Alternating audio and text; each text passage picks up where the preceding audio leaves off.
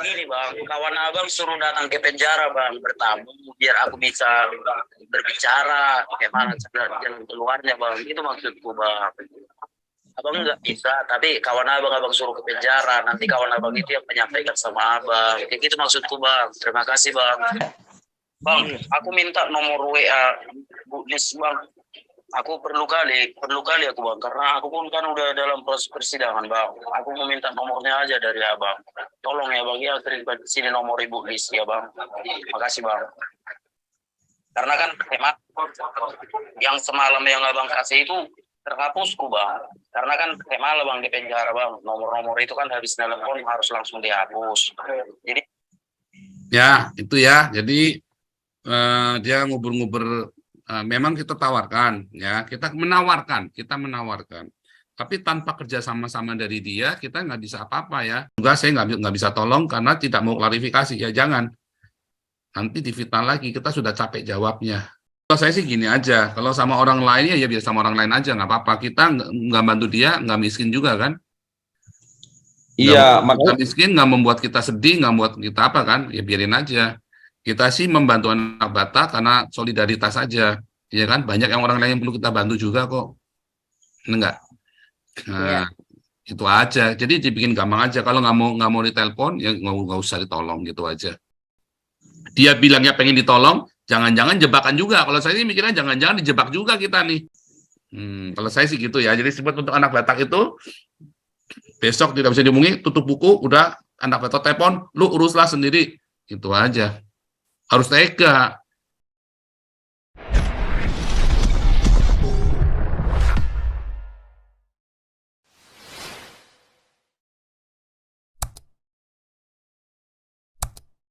Oke Pak Teddy, makasih Pak. Barangkali di sini kalau saya lihat udah hadir ya Pak Yarman, Ketua Galarua Medan, mungkin bisa diberikan informasi yang boleh yang harus kita ketahui bersama di sini ya, karena kebetulan kan memang kita belum benar-benar ini ya handle penanganan ini kasusnya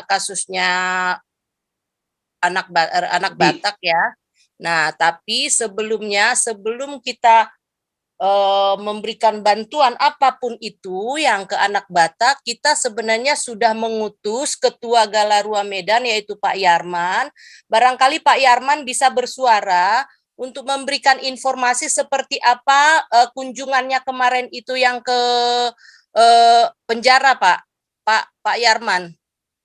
Pak Yarman bisa dibuka mic-nya barangkali Pak.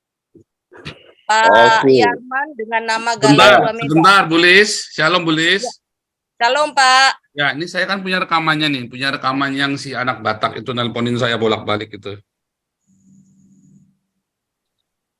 Anak Batak, nih ya. Jadi,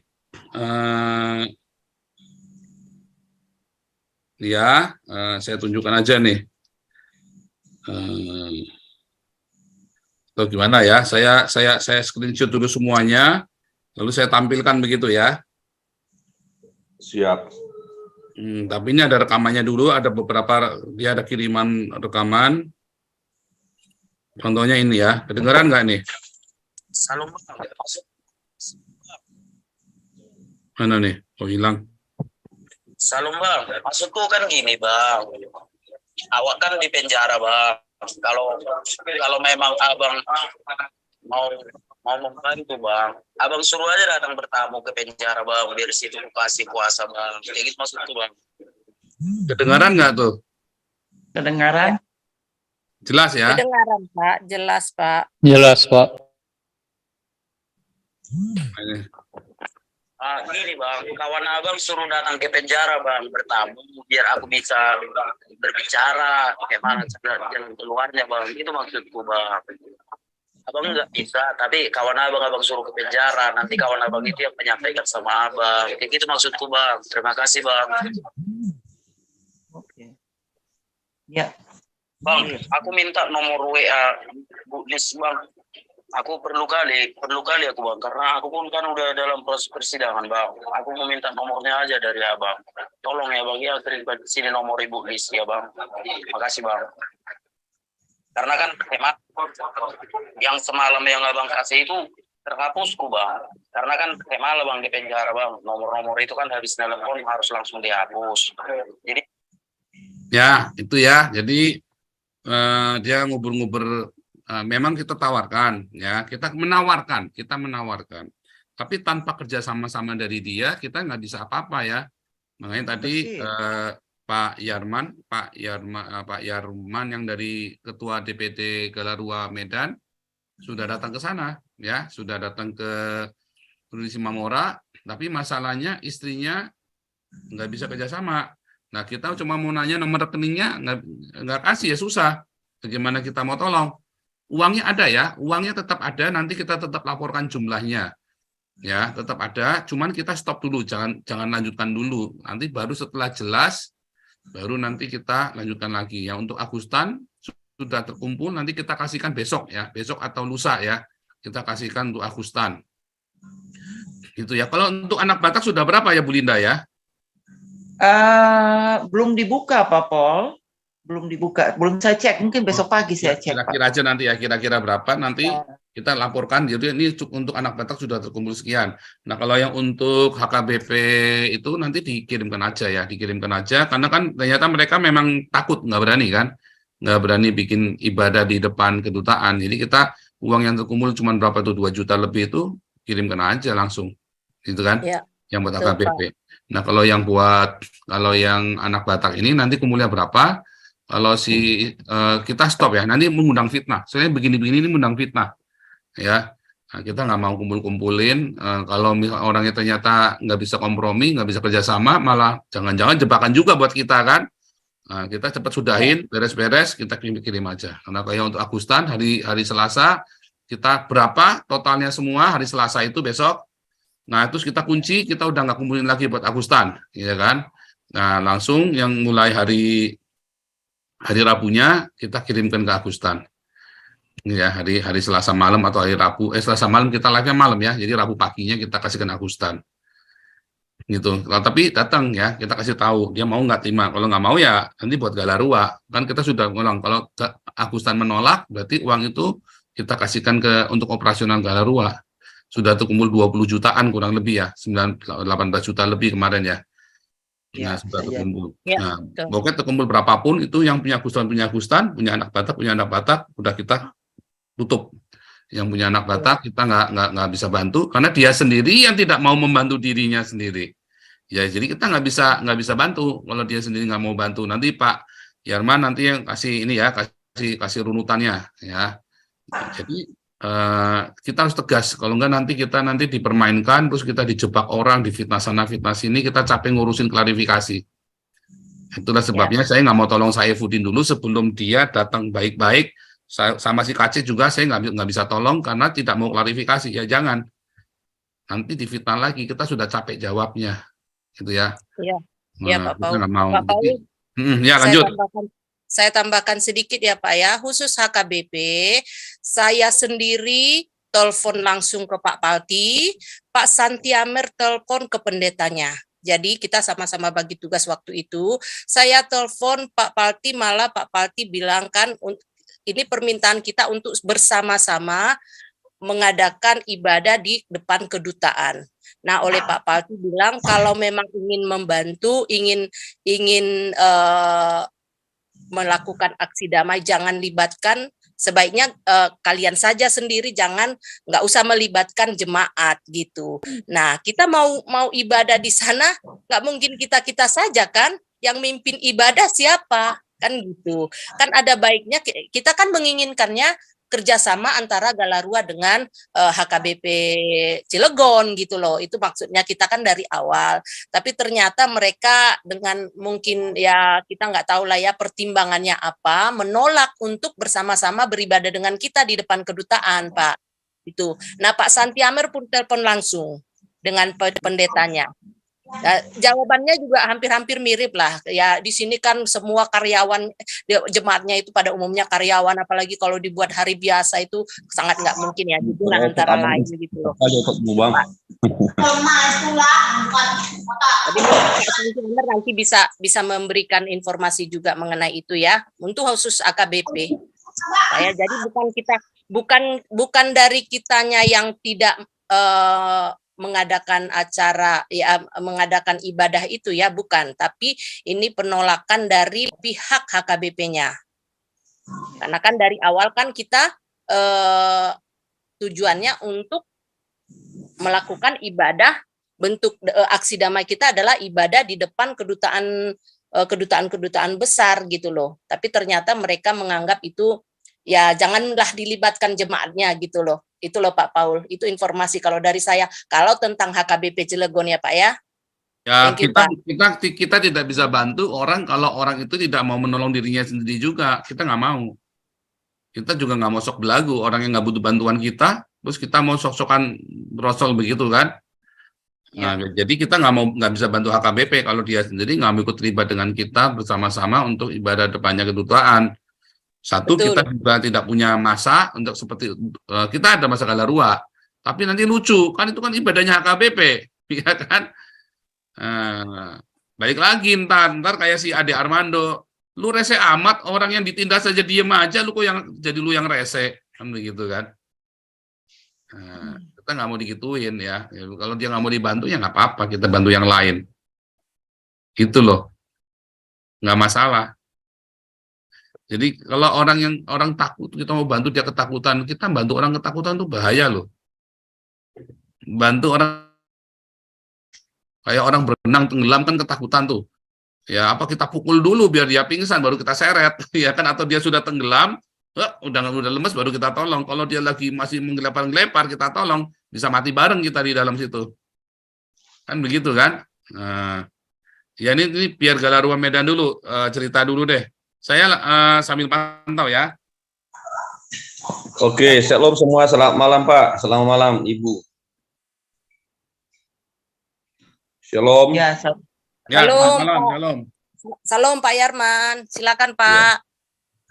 Izin menyampaikan. Yang pertama, dari awal itu 2 minggu yang lalu pernah dikasih Ibu Lisoy untuk menghubungi istri dari anak Batak. Ternyata setelah kami koneksi, saya menghubunginya lewat WA, akhirnya dijawabnya ketika saya minta dia dari awal untuk bisa kunjungan, akhirnya diajak saya, katanya nanti minggu depan, nggak bisa dikunjungi minggu ini. Nah, ternyata saya tunggu-tunggu, minggu depan nggak ada kabar lagi dari dia.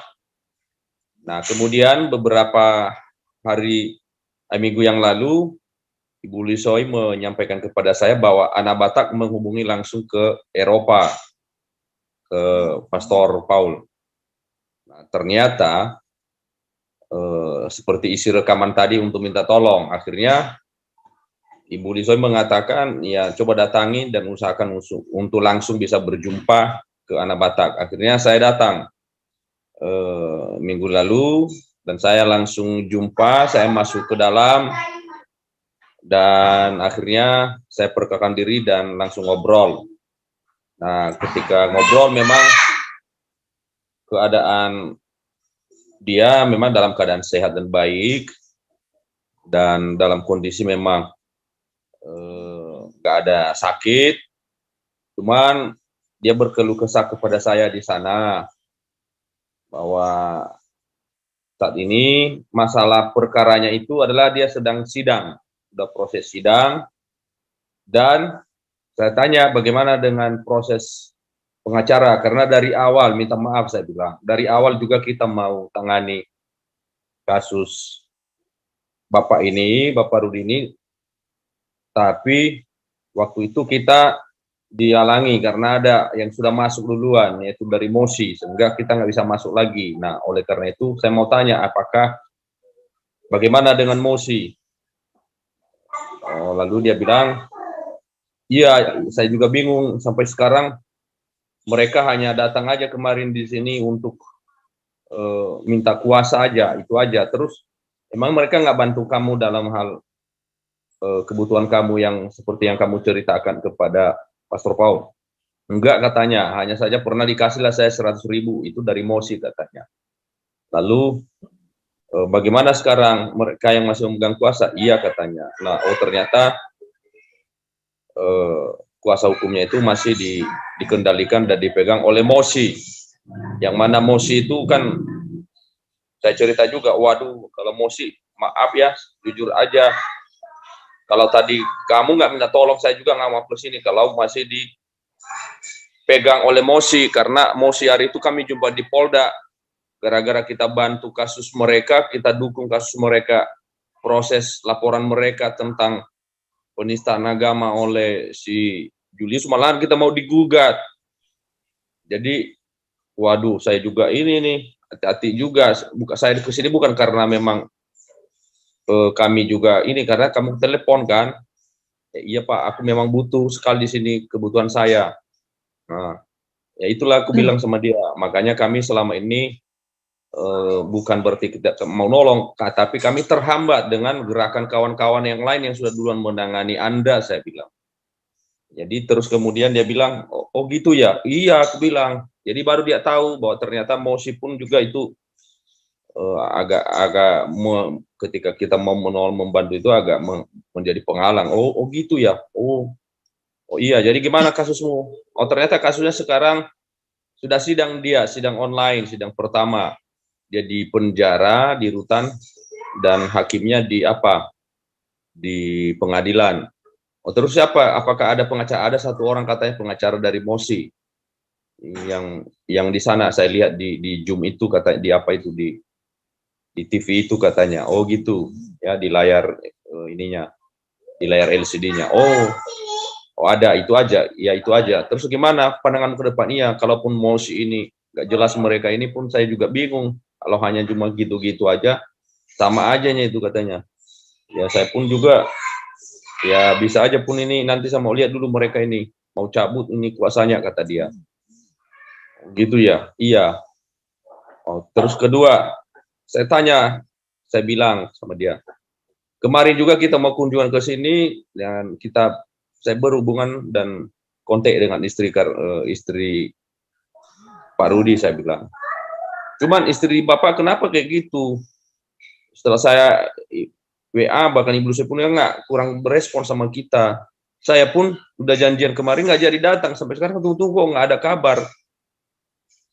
Oh iya Pak, katanya istri saya itu stres katanya, mungkin dia lagi stres sehingga dia nggak ini sama orang gitu loh.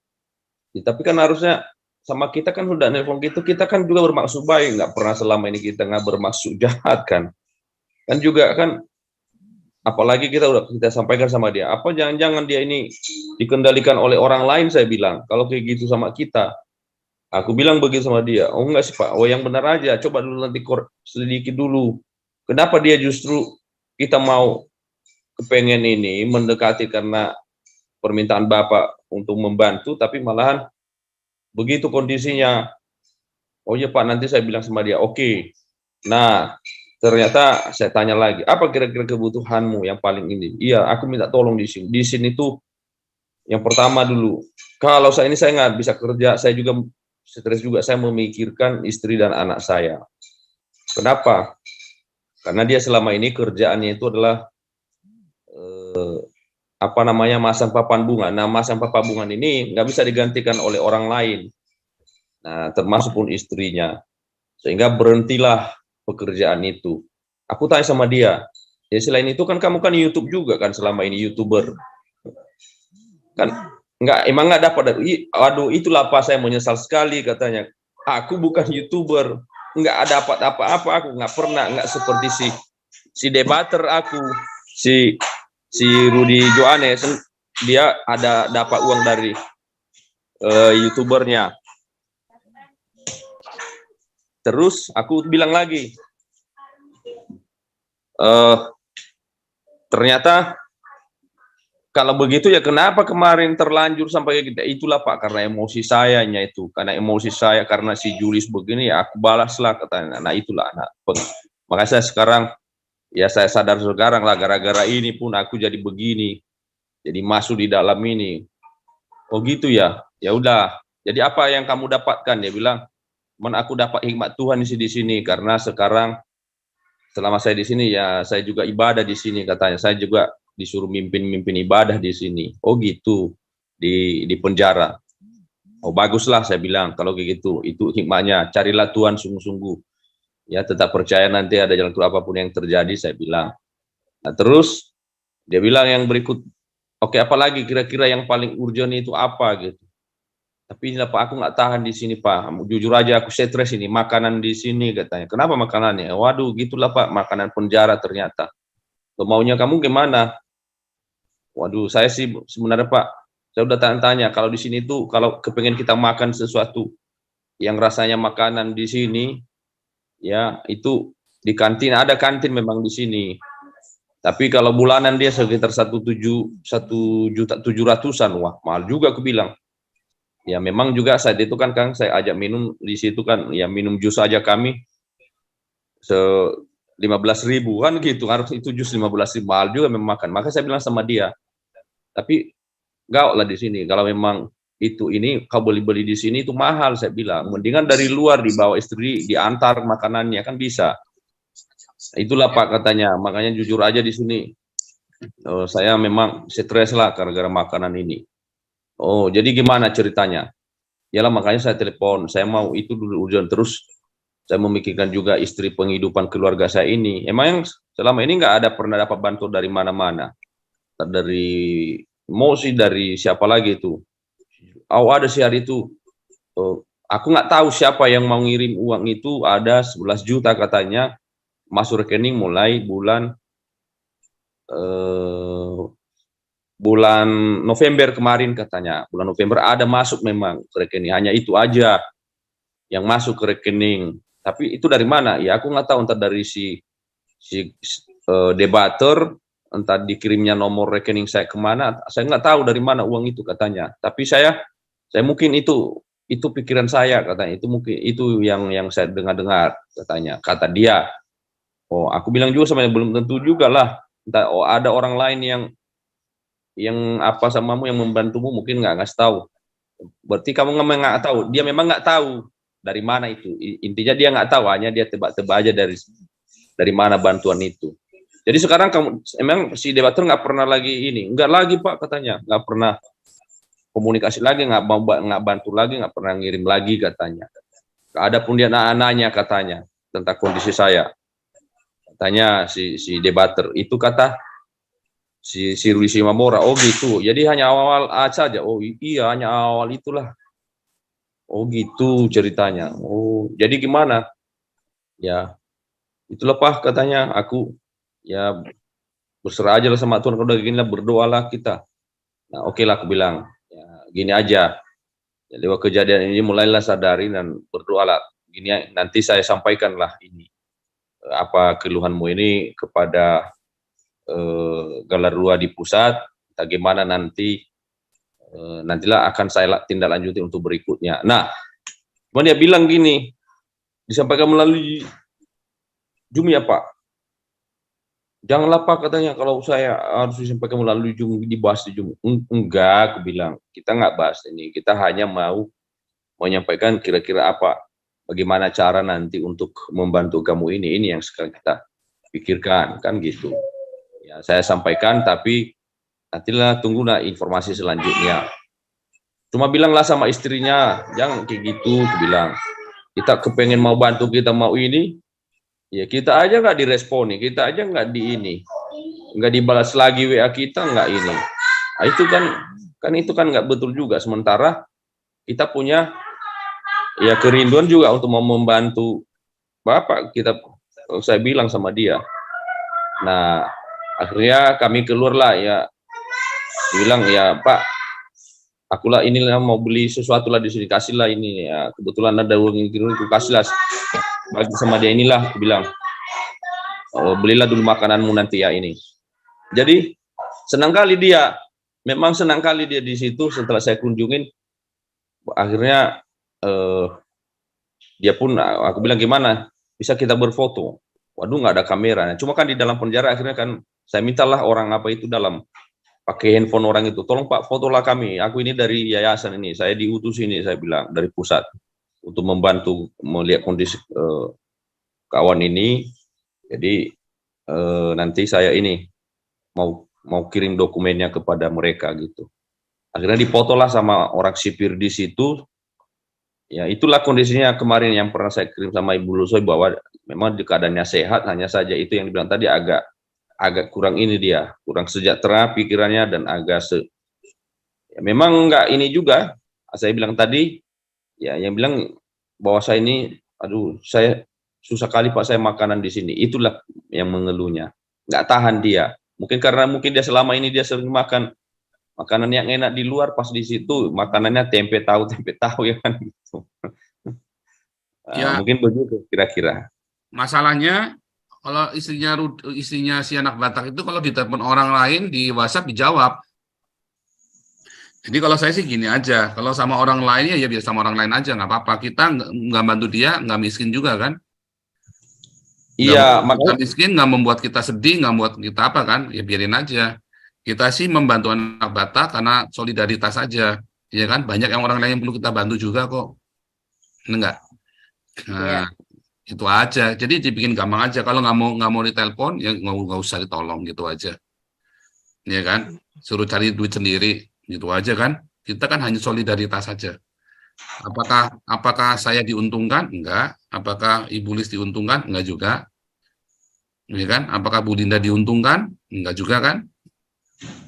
Nah, malah tambah kerepotan kan? Nah, kita hanya solidaritas saja, mau tolong dia. Kalau dia nggak mau ditolong, ya sudah nggak usah. Dia bilangnya pengen ditolong, jangan-jangan jebakan juga. Kalau saya ini mikirnya jangan-jangan dijebak juga kita nih. Ya kan? Jangan sampai kita dijebak juga nih. Ya istrinya nggak mau, tapi istrinya dihubungin orang lain bisa. Ada banyak donatur yang kirim ya, 500.000, 100.000, 200.000. Pada cerita sama saya, ya kan? Iya. Sudah biar Betul. mereka saja yang tolong, kita nggak usah. Itu aja. Kita tolong orang yang lain aja yang mau ditolong dan yang tidak takut, ya kan? Ya, kalau orang yang takut gitu kita tolong juga nggak usah. Kalau takut ngapain kita tolong? Nanti malah kita ikut tenggelam sama-sama, ya kan? Itu saja, simple. Nah, jadi kalau menurut saya begitu, anak Batak kita tutup buku saja, langsung uangnya ada berapa, kirimkan aja langsung ke rekeningnya yang sudah ada itu yang kita tahu. Saya dikirimin sama banyak orang rekeningnya anak Batak, tapi saya nggak mau. Saya bilang harus istrinya sendiri karena kita atas nama institusi, bukan atas nama perorangan. Kalau istrinya nggak mau, ya sudah nggak usah. Itu aja, nggak usah repot kitanya gitu loh, ya kan? Soalnya istrinya ditelepon sama orang lain bisa, sama kita nggak mau, ya jangan. Kalau gitu kamu tidak suka sama kita, ya jangan deket-deket kita, gitu aja, ya kan? Iya, betul. Nggak suka sama kita, terus kenapa kita jadi kita yang ngemis-ngemis mau nolongin dia? Ya kan dia Iya, butuh, kok jadi kita yang ngemis-ngemis, gitu loh. Kalau saya sih gitu ya. Jadi sebut untuk anak Batak itu besok tidak bisa dihubungi, tutup buku, udah anak Batak telepon, lu uruslah sendiri, gitu aja. Harus tega. Daripada kita difitnah terus, ya kan? Kita difitnah, kita juga nggak tahu ya, kasihkan aja uangnya, ya kan? Nah kalau masalah Mosi, ya, kalau dia masih deket-deket sama Mosi sama Rudi Yohanes, sorry kita nggak bisa bantu, itu aja. Sebab jangan sampai nanti duitnya dari kita, ternyata mereka dia sama si Rudi Yohanes kerjasama nih, buat bobol duitnya rakyat kan? Panti asuhan sudah dibobol sama si Rudi Yohanes. Ya kan, kemarin donasi buat anak Batak sudah ditilep sama dia. Sekarang kita dipalak 2 kali, kita nggak kasih. Dia bawa-bawa bini saya dibilang tuncit-tuncit segala macam kan. Mulutnya ini kan jahat sekali orang ini kan. Ini kan memang benar-benar orang yang belum lahir baru si Rudi Yohanes ini. Dia bukan benar-benar teman kita. Jadi nggak usah bawa-bawa perempuan yang nggak baik lagi dia sebut-sebut kita orang nggak baik, ya udah nggak usah, gitu aja. Oke, kalau selama dia masih bau-bau Rudi Yohanes dan Mosi, kita tidak bisa bantu dan tidak mau membantu. Nggak urusan, karena kita menolong orang pun harus pakai hikmat. Jangan sampai kita tenggelam bareng bersama dengan dia. Dan mau terima, mau nggak terima, terserah. Di sini cari uang paling gampang, tapi kita punya aturan dan kita transparan. Dan kita harus hati-hati, harus berhikmat, ya. Saya kira begitu aja. Lanjut.